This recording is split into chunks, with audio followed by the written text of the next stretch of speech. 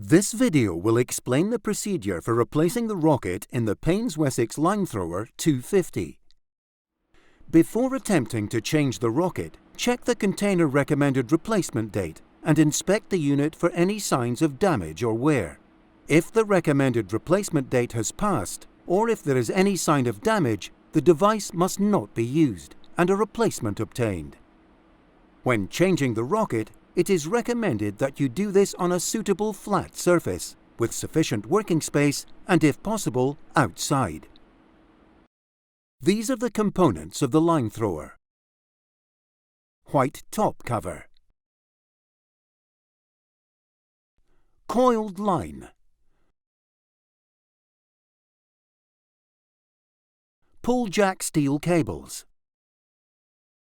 Pull jack fixed to rocket.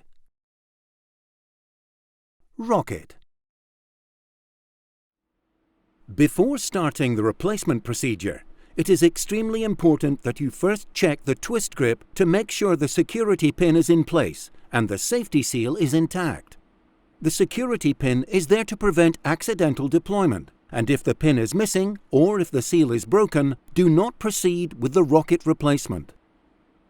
Remove the white top cover of the container by prizing it off using the tab at the top with the finger hole. Remove the white polystyrene stopper that sits on top of the rocket and put it carefully to one side. You will need it when reassembling the Linethrower. Warning: under no circumstances should you remove the stopper from the middle of the coiled line. This may render the device unusable. Pull the rocket out of its shaft using the pull jack wires.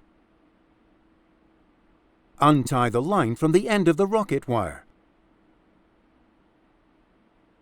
Put the old rocket to one side to avoid mixing up the old and new. Tie the free end of the coiled line, marked with a label, to the wire of the new rocket using a bowline knot. Make sure it is tightly knotted. Put the new rocket into its shaft with the two side brackets of the pull jack facing into the device. The brackets must sit on the inner edge of the plastic guides towards the coiled line. If the rocket won't slide in easily, it may not exit the device properly, so adjust its position if necessary until it drops in under its own weight. Make sure the pull jack connecting wires are placed into the two slots in the shaft adjacent to the coiled line. Coil the plastic-coated connecting wire loop onto the top of the coiled line. Then push the white polystyrene stopper firmly back on top of the new rocket as far as it will go. Make sure that the knot on the pull jack wire will not hinder the rocket when firing. The cover can now be snapped back on, making sure it is the right way on and is secured all the way around.